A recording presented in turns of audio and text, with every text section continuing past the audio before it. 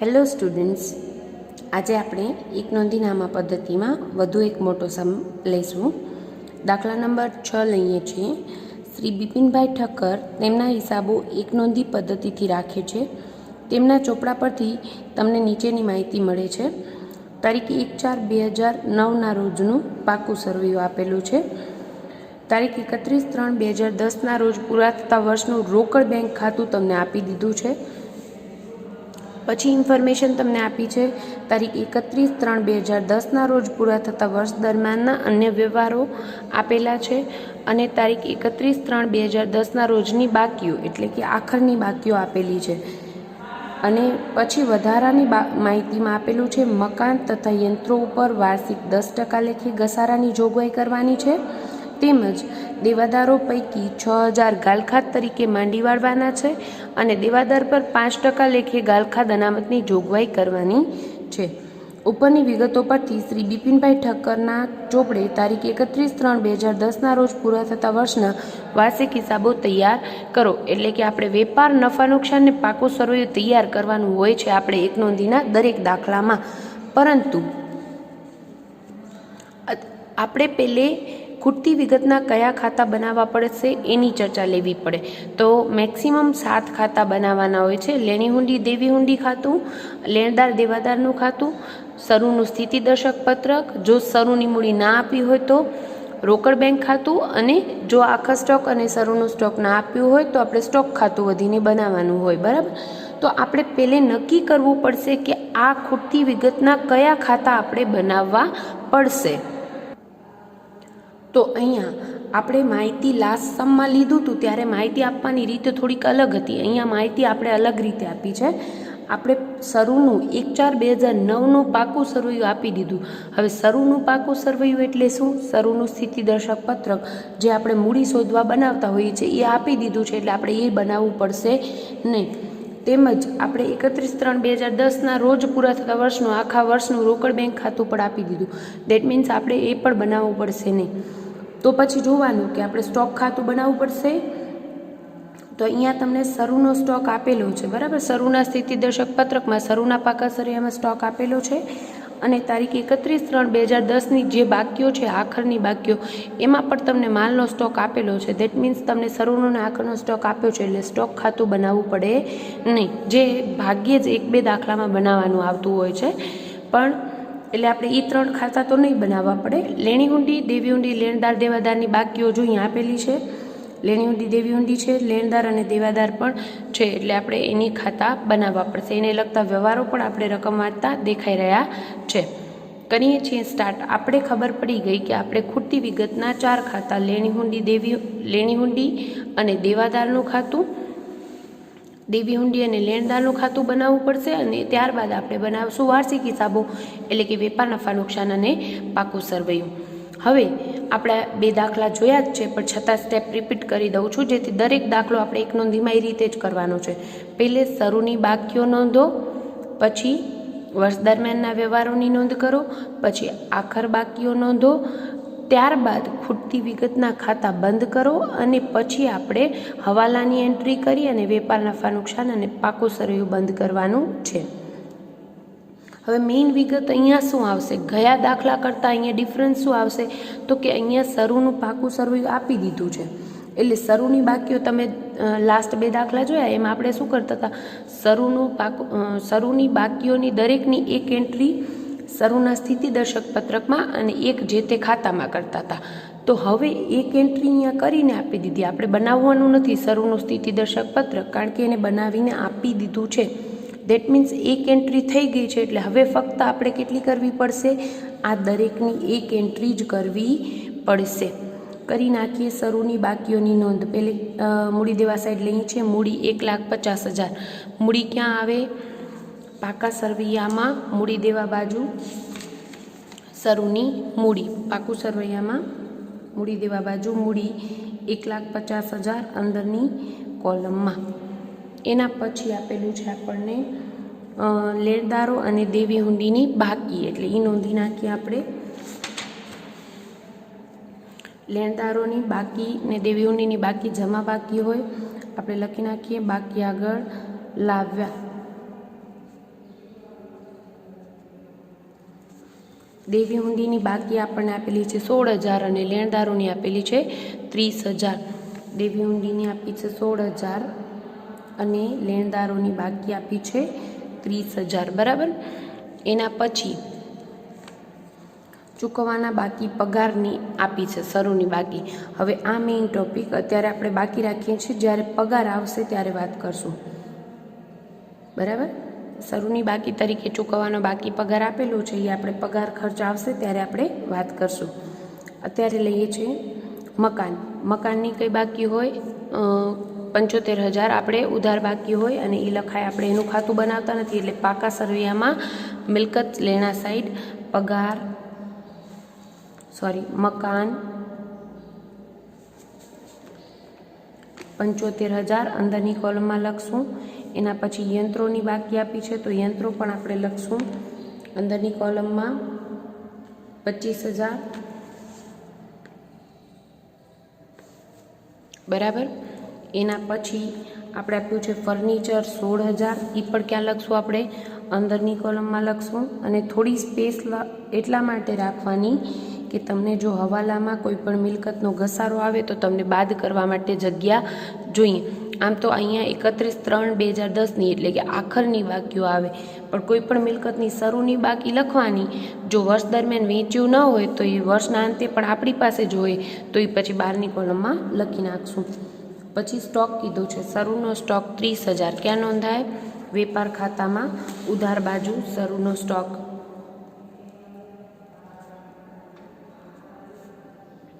યાદ રાખીએ, આમ તમને દાખલામાં શરૂની બાકીઓની 2 એન્ટ્રી આવે, એક જે તે ખાતામાં અને એક શરૂના સ્થિતિદર્શક પત્રકમાં. પણ અહીંયા આપણે શરૂનું સ્થિતિદર્શક પત્રક બનાવીને આપી દીધું છે, એટલે એક જ એન્ટ્રી કરી રહ્યા છીએ. એના પછી દેવાદારની બાકી આપેલી છે 40,000 અને એમાંથી ગાલખાદ અનામત 4,000 માઇનસ કરીને 36,000. તો આપણે દેવાદારોની ડાયરેક્ટ બાકી લખીએ છીએ. બાકી આગળ લાવ્યા, દેવાદારોની કઈ બાકી હોય? ઉધાર બાકી હોય, અને એ આપણે લખશું 36,000 રૂપિયા.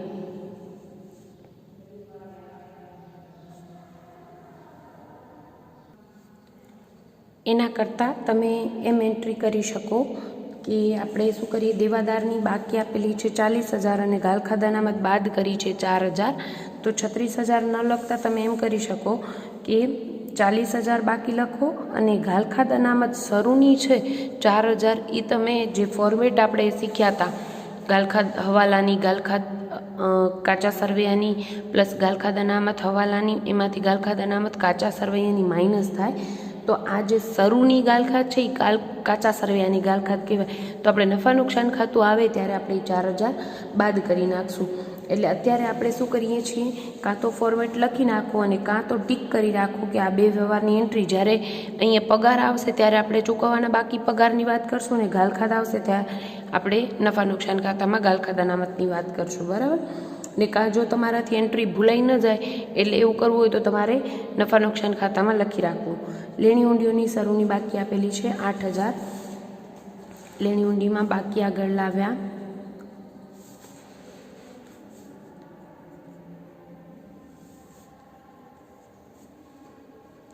એના પછી રોકડ બેંક સિલક આપી છે. હવે રોકડ બેંક સિલકની બાકી ક્યાં લખાય? રોકડ બેંક ખાતામાં, જે ઓલરેડી આપણે આ વખતે બનાવીને આપી દીધું છે, તો એની 2 એન્ટ્રી થઈ ગઈ છે. આપણે રોકડ સિલક શરૂની બાકી આપી હતી તો આપણે ક્યાં લખતા? એક શરૂના સ્થિતિદર્શક પત્રકમાં અને એક જે તે ખાતામાં. તો રોકડ બેંક ખાતું પણ અહીંયા આપી દીધું છે, એટલે એની 2 એન્ટ્રી થઈ ગઈ છે, એટલે એની એક એન્ટ્રી કરવાની નથી. આપણે સ્ટેપ પેલો પૂરો કર્યો, શરૂની બાકીઓની નોંધ કરો. એના પછી શું કરીએ છીએ? આપણે વર્ષ દરમિયાનના વ્યવહારોની નોંધ કરીએ છીએ. વર્ષ દરમિયાનના વ્યવહારોમાં આપણે આપી દીધું છે, પહેલે રોકડ બેંક ખાતું આપી દીધું છે અને બીજું આ વ્યવહારો આપેલા છે. બરાબર. તો આપણે શું કરશું? પહેલે રોકડ બેંક ખાતાના વ્યવહારો લઈ લઈશું. હવે ઘણીવાર તમને દાખલામાં આવી રીતે આપે છે, રોકડ મેળનો સાર. આપણે સમજોશું તો ઘણામાં એમ કીધું રોકડ મેળ મુજબની માહિતી આપેલી છે. તો આપણે શું કરતા હતા? રોકડ મેળને રિગાર્ડિંગ માહિતી એટલે કાં તો રોકડ આવ્યો અને કાં તો રોકડ ગયો, એટલે એક એન્ટ્રી દરેક વ્યવહારની ક્યાં કરતા હતા? રોકડ બેંક ખાતામાં, અને એક બીજી જે તે ખાતામાં. અહીંયા રોકડ બેંક ખાતું બનાવીને આપી દીધું, ધેટ મીન્સ રોકડ ખાતામાં એક એન્ટ્રી થઈ ગઈ છે, એટલે હવે એક જ એન્ટ્રી આપણે કરવાની છે. તો આ રોકડ ખાતાની દરેક વિગતની હજી પણ કેટલી એન્ટ્રી આવશે? એક જ એન્ટ્રી. શું કામ? દરેક વ્યવહારની 2 એન્ટ્રી આવે, પણ એક એન્ટ્રી ઓલરેડી રોકડ ખાતામાં એ લોકો કરીને આપી દીધી, તો હવે એ વ્યવહારની એક જ એન્ટ્રી. હવે અહીંયા બાકી આગળ લાવ્યાની તો ઓલરેડી આપણે વાત કરી લીધી. દેવાદારો ખાતે, હવે આનામાં શું કીધું છે? રોકડ ખાતામાં ઉધાર બાજુ, દેટ મીન્સ રોકડ ખાતે ઉધાર તે દેવાદાર ખાતે જમા કર્યા હશે. આ દરેક રોકડ ખાતાની ઉધાર બાજુ જે વિગત છે એ જે તે ખાતામાં જમા સાઈડ વિગત આવશે, બરાબર. દેવાદાર ખાતે જમા 1,40,000 વિગતમાં લખશું રોકડ ખાતે દેવાદારોએ આપણે રૂપિયા આપ્યા. પછી ગાલખાત પરત કીધું છે. રોકડ આવે અને ગાલખાત પરત 4,000 મળ્યા.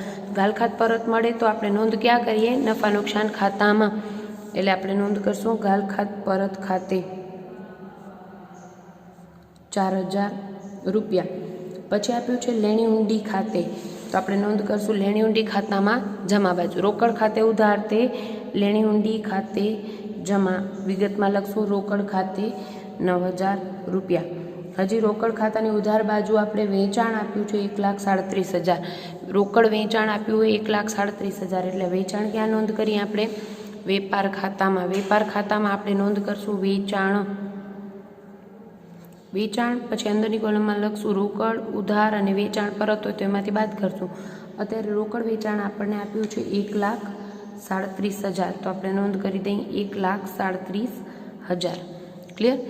અને પછી આવી જઈએ ઉધાર સાઈડની બધી જ વિગતો કમ્પ્લીટ થઈ જાય રોકડ ખાતાની.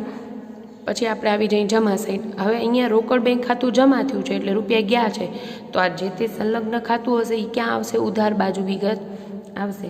અહીંયા કીધું છે લેણદાર ખાતે 1,25,000, દેટ મીન્સ આપણે લેણદારોને 1,25,000 ચૂકવ્યા છે, તો આપણે નોંધ કરશું લેણદાર ખાતાની ઉધાર બાજુ 1,25,000 વિગતમાં લખશું રોકડ ખાતે. આમ નોંધ અને ખતવણીના રૂલ્સ ખબર હશે તો સાવ જ ચેપ્ટર આપણે સહેલું લાગશે. એના પછી દેવી ઊંડી આપી છે 12,000, દેટ મીન્સ આપણે દેવી ઊંડીના 12,000 રૂપિયા ચૂકવ્યા, તો આપણે કરશું દેવી ઊંડી ખાતે ઉધાર તે રોકડ ખાતે જમા. પછી ખરીદી આપી છે 75,000, દેટ મીન્સ રોકડ ખરીદી કરી. ખરીદીની નોંધ ક્યાં થાય? વેપાર ખાતાની ઉધાર બાજુ. ખરીદી રોકડ 75,000 અંદરની કોલમમાં લખશું, કારણ કે લેણદાર ખાતામાંથી આપણે ઉધાર ખરીદી મળશે એ આમાં આપણે એડ કરશું. એના પછી આપ્યું છે મજૂરી ખાતે 5,000. મજૂરીની નોંધ ક્યાં થાય? નફા નુકસાન ખાતામાં નહીં, ભૂલ ન થાય.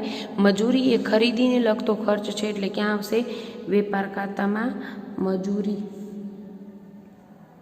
5,000 રૂપિયા. એના પછી આપ્યું છે આપણને પગાર. પગાર 28,000 રૂપિયા. પગાર ક્યાં આવે? નફા નુકસાન ખાતામાં ઉધાર બાજુ. પગાર અંદરની કોલમમાં લખશું 28,000, કારણ કે આપણે એને ચૂકવવાના બાકી પગારની એન્ટ્રી કરવાની છે એની સાથે, બરાબર. તો હવે પગાર આવ્યો 28,000 એટલે આપણે અંદરની કોલમમાં લખ્યું. એના પછી આપણે શું કરવાનું છે? તો કે આપણે શરૂની બાકીમાં પગાર આપ્યું હતું, ચૂકવવાનો બાકી પગાર. ચૂકવવાનો બાકી પગાર. હવે શરૂની બાકીમાં ચૂકવવાનો બાકી હતો, દેટ મીન્સ ગયા વર્ષનો ચૂકવવાનો બાકી હતો આપણે 4,000 રૂપિયા. આ ચાલુ વર્ષે જે 28,000 ચૂકવ્યા એમાં 4,000 તો આપણે ગયા વર્ષનો ચૂકવ્યો હશે, એટલે એ શું બાદ કરી નખાય? કારણ કે ચૂકવવાનો બાકી ગયા વર્ષનું શું થાય? બાદ થાય. નફા નુકસાન ખાતું કે વેપાર ખાતું એમાં 31/3/2010 રોજ પૂરા થતા વર્ષના વ્યવહારો જ આવે.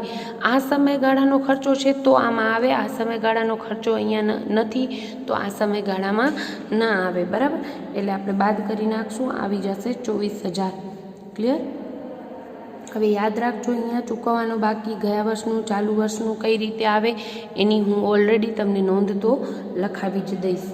પણ તોય અહીંયા એટલું યાદ રાખવાનું છે કે વેપાર નફા નુકસાનમાં 1/4/2009થી શરૂ થઈને 31/3/2010 સુધીના ખર્ચા હોય એ આમાં આવે. પછી ચાલુ વર્ષનો ખર્ચ હોય ચૂકવવાનો બાકી, પણ ખર્ચ આ વર્ષનો છે તો અહીંયા આવે એડ. એટલે કે તમને આખર બાકીમાં કીધું હોત, તમને આખરની બાકીઓમાં એમ કીધું હોત ચૂકવવાનો બાકી પગાર 2,000, તો ખર્ચો તો આ વર્ષનો છે અને ચૂકવવાનો બાકી છે તો આપણે શું કરત? આમાં એડ કરી નાખત હજી. પણ આ ક્યારનો છે ચૂકવવાનું બાકી? ગયા વર્ષનું ચૂકવવાનું બાકી છે. એટલે 4,000 પહેલાંના ચૂકવવાના હતા, એ આ વર્ષે ચૂકવ્યા, પણ આ વર્ષનો ખર્ચો નથી.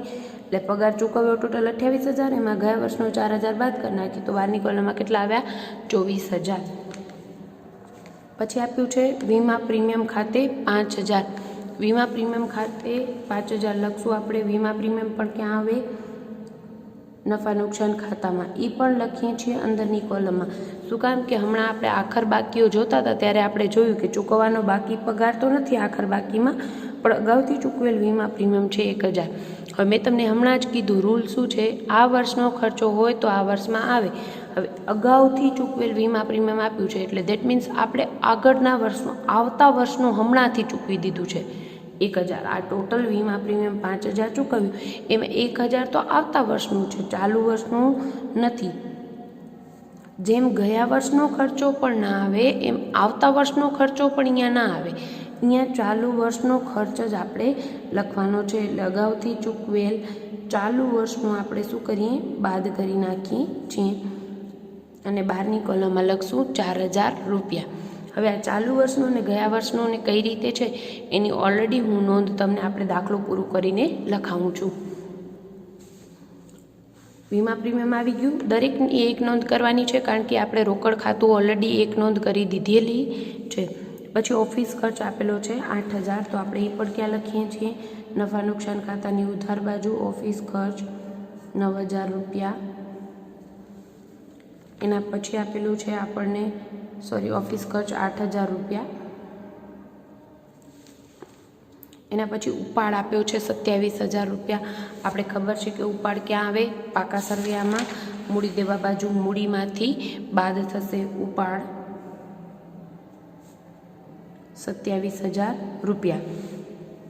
ત્યારબાદ બાકી આગળ લઈ ગયા એટલે કે આખરની રોકડ સિલક આપી છે. આખરની જેમ કે આપણે રોકડ ખાતામાં શરૂની રોકડ સિલક 10,000 આપી હતી તો એની એક એન્ટ્રી ક્યાં આવે? બીજી શરૂના સ્થિતિ દર્શક પત્રકમાં. એટલે 2 એન્ટ્રી થઈ ગઈ હતી એટલે આપણે કરી નથી. પણ અહીંયા રોકડ ખાતાની આખરની બાકી 15,000, બીજી એક એન્ટ્રી તો એના ખાતામાં થઈ ગઈ છે, બીજી ક્યાં આવે?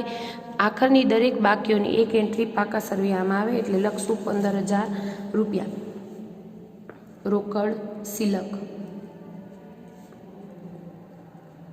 બરાબર, બહારની કોલમમાં 15,000 રોકડ ખાતું આવી ગયું. એના પછી 31/3/2010 રોજ પૂરા થતા વર્ષના અન્ય વ્યવહારો આપેલા છે. વર્ષના જ વ્યવહારો છે, લઈ લઈએ. ઉધાર વેચાણ આપ્યું છે 1,79,000. ઉધાર વેચાણની 2 નોંધ. દેવાદાર ખાતે ઉધાર, તે વેચાણ ખાતે જમા. એટલે દેવાદાર ખાતાની ઉધાર બાજુ લખશું ઉધાર વેચાણ 1,79,000 અને વેચાણ ખાતે જમા કરશું આપણે વેપાર ખાતાની જમા બાજુ 1,79,000. 2 એન્ટ્રી, દરેક વ્યવહારની 2 એન્ટ્રી જ કરવી પડે, પણ રોકડ ખાતું અહીંયા આપણે બનાવીને આપી દીધું હતું એટલે આપણે એની એક એન્ટ્રી થઈ ગઈ હતી એટલે એક એન્ટ્રી કરી. બાકી તમને રોકડ મેળનો સાર એમ કરીને આટલી વિગતો આપી હોત તો આપણે દરેકની 2 જ એન્ટ્રી કરત, એક રોકડ ખાતામાં અને બીજી જે તે ખાતામાં. અહીંયા બનાવીને આપી દીધું તો એટલે એક એન્ટ્રી. આ બધા જ વ્યવહારોની 2 એન્ટ્રી કરવાની છે. પછી આપણે ઉધાર વેચાણની વાત કરી. વટાવ મળ્યો 3,000 રૂપિયા. વટાવ કોની પાસેથી મળે? વેપારીઓ પાસે, એટલે લેણદાર પાસેથી મળે એટલે લેણદાર ખાતે ઉધાર, તે વટાવ ખાતે જમા 3,000 રૂપિયા. અને મળેલ વટાવ છે એટલે આપણે શું કરશું? મળેલ વટાવ આવે નફા નુકસાન ખાતામાં. મળેલ વટાવ 3,000 રૂપિયા. એના પછી લેણદારને વેચાણ શેરો કરીને આપેલી લેણી હુંડીઓ. લેણદારને આપણે લેણી હુંડીઓ વેચાણ શેરો કરીને આપીએ તો લેણદાર લે છે એટલે લેણદાર ખાતે ઉધાર, તે લેણી હુંડી ખાતે જમા. હુંડી જાય, આપણે લેણદારને શું આપીએ છીએ? હુંડી. કઈ હુંડી? દેવાદાર પાસેથી સ્વીકારેલી હુંડી, જે લેણી હુંડી આપણી પાસે પડી હતી આપણે એને વેચાણ શેરો કરીને આપીએ છીએ. તો લેણી હુંડી જાય એટલે જમા અને લેણદારી લેનાર છે એટલે એના ખાતે ઉધાર 15,000 રૂપિયા. હુંડીના વ્યવહારો આપણે એકદમ ડિટેલમાં ભાગ 2માં જોઈ ગયા છીએ. તમે ન જોયું હોય તો એ ખાસ જોઈ લેજો. બરાબર, લેણી હુંડી ખાતાની જમા બાજુ કરશું 15,000 લેણદાર ખાતે.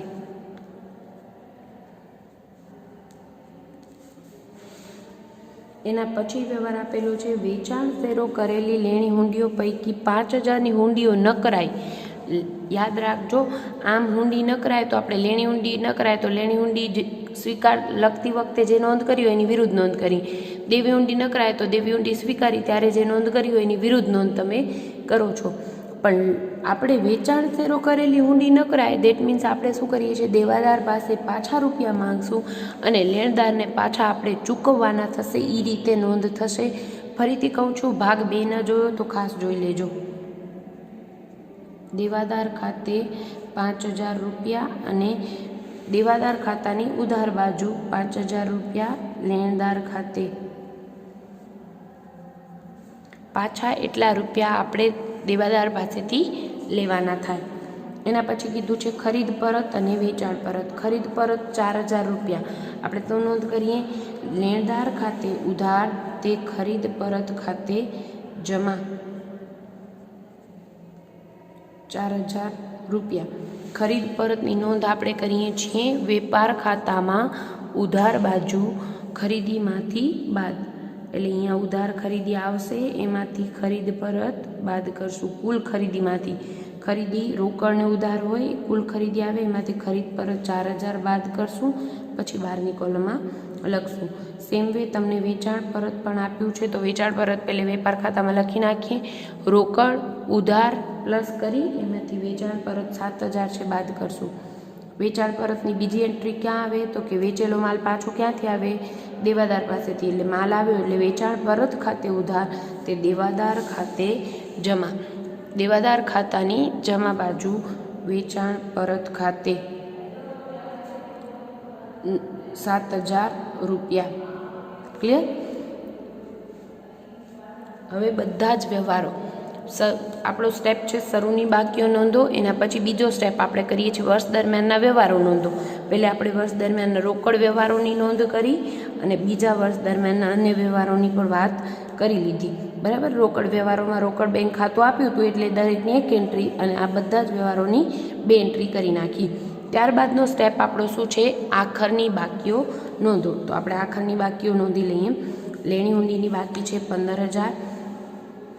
દરેકની 2 એન્ટ્રી ભૂલાય નહીં. લેણી હુંડીની કઈ બાકી હોય, ઉધાર બાકી, એટલે આપણે આ સાઈડ લખશું બાકી આગળ લઈ ગયા 15000 રૂપિયા. અને બીજી દરેકની આખર બાકીની એક એન્ટ્રી ફિક્સ છે, ક્યાં આવે, પાકા સરવૈયામાં. દરેકની આખર બાકીની એક એન્ટ્રી પાકા સરવૈયામાં આપણે મિલકત લેણા સાઈડ લખશું લેણી હુંડી ખાતે 15000 રૂપિયા. પછી દેવી હુંડીની 10000 બાકી છે. દેવી હુંડીની પણ આખરની બાકીની એક એન્ટ્રી ક્યાં આવે, પાકા સરવૈયામાં. મૂડી દેવા બાજુ દેવી હુંડી 10000 રૂપિયા. અને બીજી એન્ટ્રી દેવી હુંડીના ખાતામાં બાકી આગળ લઈ ગયા. દેવી હુંડીની બાકી હોય જમા બાકી એટલે લખાય ઉધાર સાઈડ બાકી આગળ લઈ ગયા. બરાબર? એના પછી તમને આપેલું છે લેણદારોની 35000 બાકી. તો લેણદારોનું ખાતું એની પણ જમા બાકી હોય એટલે આપણે અહીંયા લખશું બાકી આગળ લઈ ગયા 35000 રૂપિયા. એક એન્ટ્રી અહીંયા અને એક એન્ટ્રી દરેકની આખર બાકીની પાકા સરવૈયામાં લેણદારો 35000 રૂપિયા. બરાબર? અને પછી આપણને કીધું છે માલનો સ્ટોક એટલે આખા સ્ટોક 50000. આખા સ્ટોક એક પાકા સરવૈયામાં મિલકત લેણા સાઈડ આખા સ્ટોક 50000 રૂપિયા. અને બીજી એન્ટ્રી આવશે આખા સ્ટોકની ક્યાં, વેપાર ખાતાની જમા બાજુ. વેપાર ખાતાની જમા બાજુ આપણે લખશું આખર સ્ટોક 50000 રૂપિયા. એના પછી અગાઉથી ચૂકવેલ વીમા પ્રીમિયમ 1000 રૂપિયા. તો અગાઉથી ચૂકવેલ વીમા પ્રીમિયમ આપણે વીમા પ્રીમિયમ નોંધ્યું ત્યારે ઓલરેડી પગારની વાત કરી હતી એટલે એક નોંધ આપણે લઈ લીધી છે કે આ વર્ષે અગાઉથી ચૂકવ્યું, ચાલુ વર્ષે અગાઉથી ચૂકવ્યું, ધેટ મીન્સ આવતા વર્ષનું ચૂકવ્યું. તો એ શું થાય, વીમા પ્રીમિયમમાંથી બાદ કર્યું એટલે એક એન્ટ્રી કરી નાખી છે. બીજી એન્ટ્રી ક્યાં આવે, પાકા સરવૈયામાં. અગાઉથી ચૂકવ્યું એટલે લેણું છે કે દેવું છે આપણે એમ વિચારવાનું. તો આપણે અગાઉથી ચૂકવી દીધું એટલે આપણું લેણું છે એટલે આપણે કરશું મિલકત લેણા સાઈડ અગાઉથી ચૂકવેલ વીમા પ્રીમિયમ 1000 રૂપિયા। એક એન્ટ્રી પાકા સરવૈયામાં અને એક એન્ટ્રી આપણે કરી નફા નુકસાન ખાતામાં વીમા પ્રીમિયમમાંથી બાદ કર્યો। બધા જ વ્યવહારો આવી ગયા। આખરની બાકીઓ નોંધી નાખી। પછી હવાલાની એન્ટ્રી કરવાની નથી, ખાસ ધ્યાન રાખજો। હવાલાની એન્ટ્રી આપણે ક્યારે કરવાની? ખૂટતી વિગતના ખાતા બંધ થઈ જાય પછી કરવાની છે। તો આપણે પહેલે ખૂટતી વિગતના ખાતા બંધ કરી નાખીએ। લેણી હુંડી ખાતામાં પહેલે તો ખૂટતી વિગતના ખાતામાં પ્રશ્ન એ થાય કે ખૂટતી વિગત કઈ છે? તો આપણે જોવાનું, શરૂની બાકી ને આખરની બાકી આપી દીધી છે। હા, લેણી હુંડી ખાતામાં શરૂની ને આખરની બાકી આપી દીધી હતી। તો અહીંયા રોકડ ખાતે પણ આપી દીધું છે। તો અહીંયા શું ખૂટતું હોય? દેવાદાર ખાતે। વર્ષ દરમિયાન આપણે જે હુંડીઓ લખી હોય અને દેવાદારે સ્વીકારી હોય એ હુંડી અહીંયા આવશે।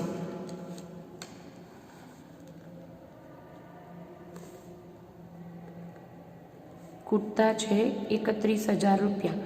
ફરીથી રિપીટ કરી દઉં, ખૂટતી વિગતની ક્યાંક ને ક્યાંક બીજી એન્ટ્રી હોય જે ભૂલાય નહીં। હવે અહીંયા વિગત શું 31,000 ખૂટ્યા, એ શું હશે? એ આપણે ખબર પડી ગઈ। શું હશે? વર્ષ દરમિયાન લખેલી હુંડીઓ જે દેવાદારોએ સ્વીકાર્યો હતો, આની દેવાદાર ખાતે લખ્યું તો દેવાદાર ખાતાની જમા બાજુ એની ક્રોસ એન્ટ્રી લખશું આપણે, લેણી હુંડી ખાતે 31,000 રૂપિયા। હવે દેવાદાર ખાતું બંધ કરવાનું। ખાસ ધ્યાન રાખીએ, તમે આ સિક્વન્સમાં બનાવો તો વાંધો નહીં, ના બનાવો તો એ ધ્યાન રાખજો કે પહેલે હુંડીનું ખાતું બંધ થાય પછી જ દેવાદારનું ખાતું બંધ થાય। પહેલે દેવી હુંડીનું ખાતું બંધ થાય પછી જ આ બંને એક સાથે જ કરવાના। દેવી હુંડીનું પહેલે બંધ કરવાનું પછી લેણદાર ખાતે। શું કામ? કે અહીંયા જે ખૂટતી વિગત એને અસર કરતી હોય તો તમને પહેલે એની એન્ટ્રી કરીને પછી આ ખાતું બંધ કરવું પડે। હવે આપણે દેવાદાર ખાતામાં જોઈએ તો આપણે શરૂની બાકી આપી છે, આખરની બાકી આપી નથી। તો ખૂટતી વિગત કમ્પલસરી શું હશે? બાકી આગળ લઈ ગયા। જનરલી આ 4 વિગતમાંથી જ ખૂટતી વિગત હશે, કા રોકડ ખાતે અને ઉધાર વેચાણ। એટલે અહીંયા રોકડ ખાતે ઉધાર વેચાણ આપી દીધું છે, અહીંયા બાકી આગળ લાવે આપી દીધું, ધેટ મીન્સ બાકી આગળ લઈ ગયા જ ખૂટતું હોય। જો શરૂની બાકી અને આખરની બાકી આપી દીધી હશે તો મોસ્ટ ઓફ સંજોગોમાં ઉધાર વેચાણ ખૂટતી વિગત હશે। જો ઉધાર સાઈડ અહીંયા ખૂટતા હોય તો તમારે સમજી લેવાનું કે ઉધાર વેચાણ ખૂટે છે। એ પણ આપી દીધું હોય તો છેલ્લે રોકડ ખાતે ખૂટતા હશે, બરાબર।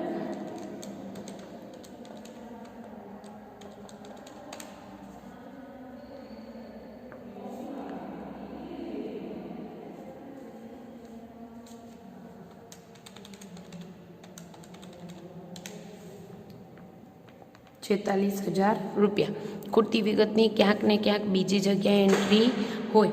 ક્યાં આવે? દેવાદાર ખાતાની આખર બાકી દરેકની ક્યાં આવે? પાકા સરવૈયામાં મિલકત લેણા સાઈડ આપણે લખશું દેવાદારો ₹46,000। ક્લિયર? અને અંદરની કોલમમાં લખું છું કારણ કે હવાલામાં મોસ્ટ ઓફ ઘણી બધી વાર ગાલખાદ અનામતનો હવાલો તમને જોવા મળશે જ, બરાબર। હવે આપણે કરીએ દેવી હુંડીનું ખાતું બંધ। દેવી હુંડીમાં શરૂની બાકીને આખરની બાકી આપી દીધી છે, રોકડ ખાતે આપી દીધું, ધેટ મીન્સ અહીંયા શું ખૂટે? લેણદાર ખાતે વર્ષ દરમિયાન આપણે સ્વીકારેલી હુંડીઓ, બરાબર। આમાં મોસ્ટ ઓફ સંજોગોમાં આ 4 જ વ્યવહાર હશે ને 4માંથી જ એક ખૂટતો હશે, બરાબર। 22,000માંથી 16,000 જાય એટલે ₹6,000। ખૂટતી વિગતની ક્યાંક ને ક્યાંક બીજી જગ્યાએ એન્ટ્રી હોય। આ 6,000ની બીજી એન્ટ્રી ક્યાં આવે? લેણદાર ખાતામાં ઉધાર બાજુ। લેણદાર ખાતામાં ઉધાર બાજુ વિગતમાં લખશું દેવી હુંડી ખાતે। ખાતું દેવાદારનું ખાતું બંધ કરીએ તો પહેલે જોવાનું શું ખૂટે છે, તો કે શરૂની બાકી આપી દીધી, આખર બાકી આપી દીધી છે, રોકડ ખાતે પણ આપી દીધા। ધેટ મીન્સ અહીંયા ખૂટતું હોય ને અહીંયા શું ખૂટી શકે? તો કે ઉધાર ખરીદી। દેવાદાર ખાતામાં ઉધાર વેચાણ આવી ખૂટી શકે જનરલી। આ દાખલામાં એ આપી દીધું હતું એટલે આખરની બાકી ખૂટે છે। અહીંયા આપણે આખરની બાકી આપી દીધી એટલે અહીંયા ખૂટે છે અને એ છે ઉધાર ખરીદી। થોડીક પ્રેક્ટિસ કરશો એટલે પોતે ખ્યાલ આવતો થશે કે આપણે કઈ વિગત શોધવાની છે। અને મેં તમને પહેલાં જ લેક્ચરમાં કીધું હતું કે આ 7 ખાતા શા માટે અને કઈ વિગત ખૂટતી હોય ત્યારે બનાવવા પડે। ટોટલ કરી નાખીએ।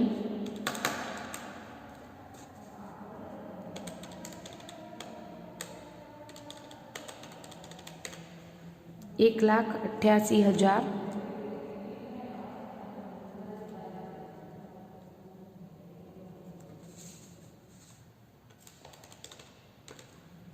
એટલે ખૂટે છે આપણા 1,53,000 રૂપિયા, જે છે ઉધાર ખરીદી. ખૂટતી વિગતની બીજે ક્યાંક ને ક્યાંક એન્ટ્રી હોય તો ઉધાર ખરીદી 1,53,000. ખરીદી ક્યાં આવે?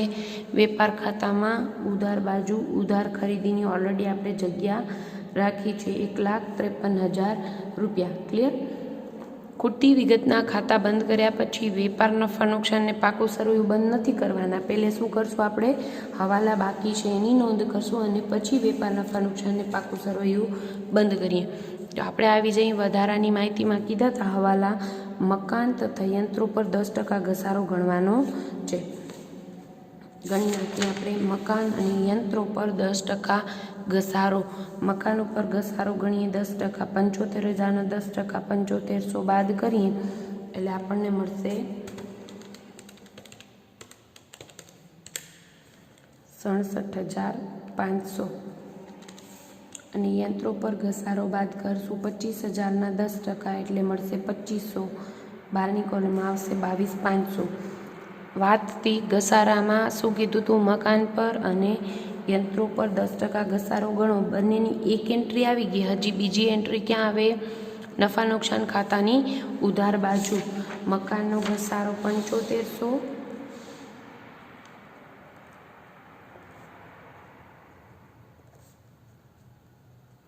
અને ફર્નિચરનો ઘસારો 2500.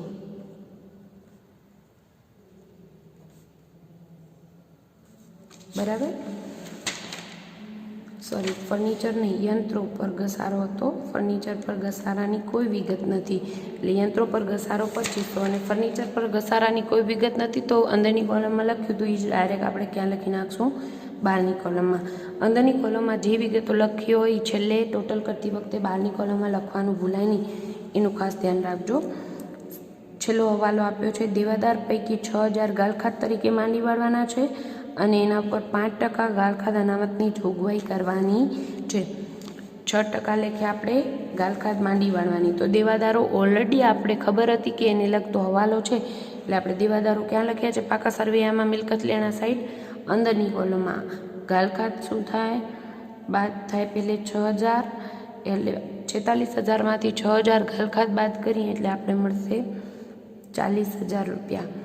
એમાંથી બાદ કરીએ ગાલખાત અનામત 5% રાખવાની કીધી છે એટલે 40,000ના 5% આપણને મળશે 2,000 રૂપિયા. બહારની કોલમમાં લખશું 38,000 રૂપિયા. બરાબર? હવે આપણે હવાલો હતો ગાલખાતનો અને ગાલખાત અનામતનો. આ દરેકની બીજી એન્ટ્રી આવે અને ગાલખાતની ક્યાં આવે એન્ટ્રી? આપણે વાત કરી હતી નફા નુકસાન ખાતામાં ઉધાર બાજુ. ફોર્મેટ છે ઓલરેડી તમે 12મામાં ભણીને આવ્યા છો. ગાલખાત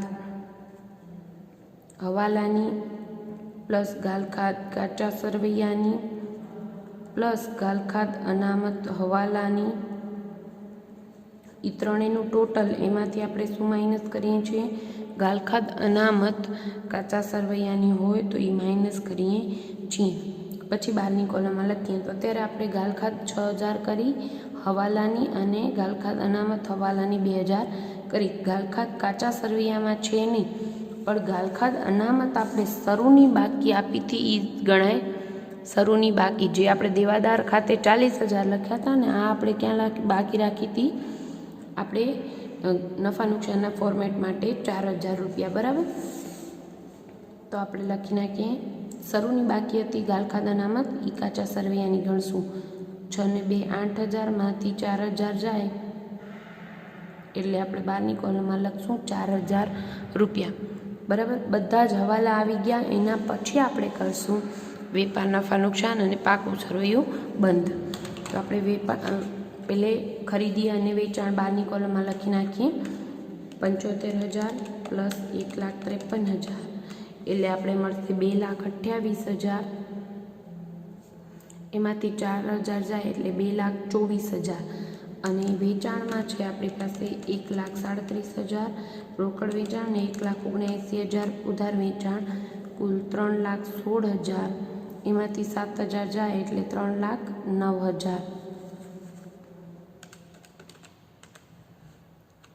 એમાં એડ કરી દઈએ આખરનો સ્ટોક 50,000 એટલે આપણને ટોટલ મળશે 3,52,000।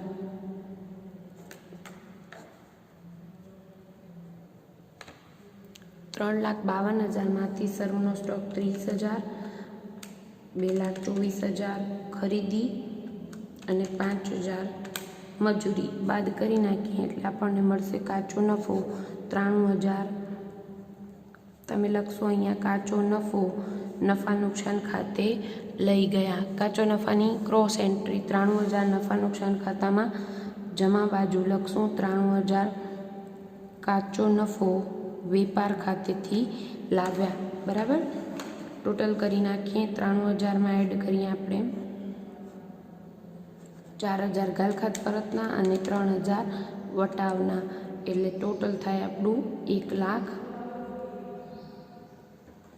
1,00,000માંથી આપણે ઉધાર સાઈડની વિગતો બાદ કરી દઈએ। 24,000, 4,000, 8,000, 7,500 અને 2,500 અને 4,000 ગાલખાત અંગેના એટલે તમને મળશે 50,000 ચોખ્ખો નફો। બરાબર, ચોખ્ખો નફો આપણે મળ્યો 50,000।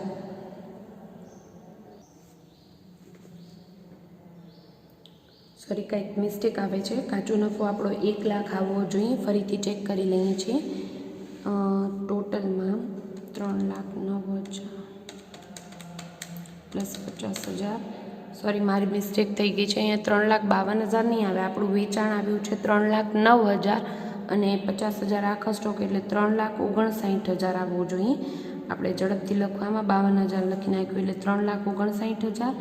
એમાંથી માઇનસ કરીએ 30,000 શરૂનો સ્ટોક, 2,24,000 ને 5,000 મજૂરીના એટલે 1,00,000 આવશે। ટોટલમાં મિસ્ટેક છે, આપણે એન્ટ્રી સાચી છે પણ 3,09,000 ને 50,000 આપણે ટોટલ ભૂલથી 3,52,000 લખી નાખ્યું હતું એટલે કાચો નફો સુધારજો 1,00,000 આવશે। કાચો નફો 1,00,000 મળ્યો। પછી આપણે આ સાઈડનું ટોટલ કરી નાખીએ તો આપણે અહીંયા મળશે 1,07,000। 7,000થી ડિફર કરે છે। આપણા જવાબમાં આવતું હતું કાચો નફો 1,00,000 અને ચોખ્ખો નફો 57,000। 7,000 આપણે ટોટલમાં ઝડપથી મિસ્ટેક કરી નાખીએ એટલે 1,07,000 ટોટલ। એમાંથી આ માઇનસ કરશું એટલે 7,000ની જ ભૂલ આપણે સુધારી શકશું।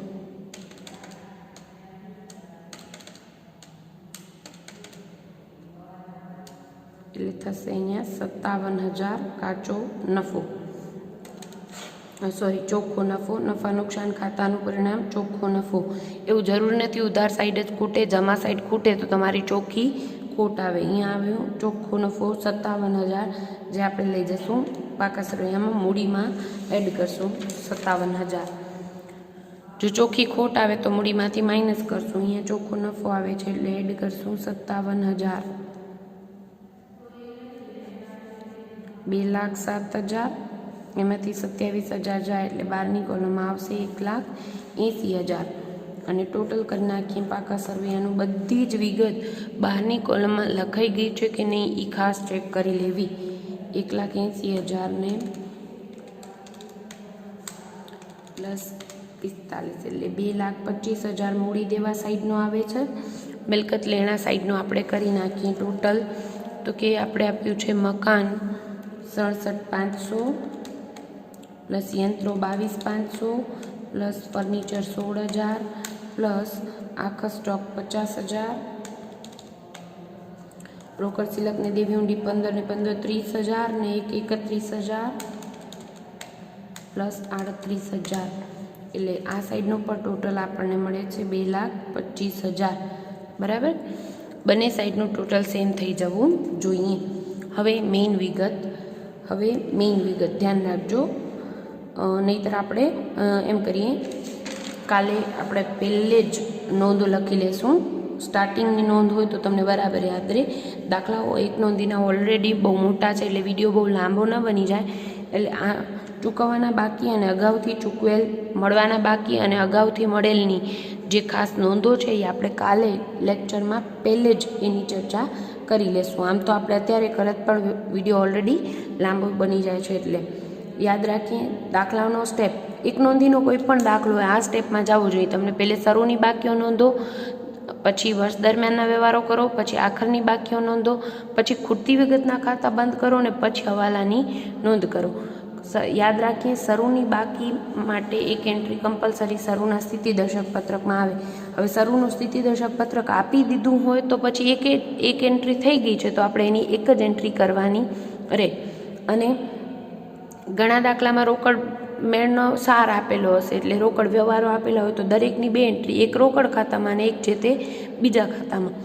પણ અહીંયા રોકડ બેંક ખાતું પણ આપી દીધું હતું તો આપણે એક એન્ટ્રી તો ઓલરેડી થઈ ગઈ છે, એટલે હવે એની એક જ એન્ટ્રી કરવાની રહે. એટલે તમને ઇન્ફોર્મેશન શું આપી છે એના આધારે પહેલાં નક્કી કરવાનું કે ખૂટતી વિગતના કયા ખાતા બનાવવા પડશે, બરાબર. અને દાખલો સિક્વન્સમાં જશે તો કોઈ ડિફિકલ્ટી નહીં રહે, કારણ કે બધા જ દાખલા એક નોંધીના આ ટાઈપના જ છે. Thank you.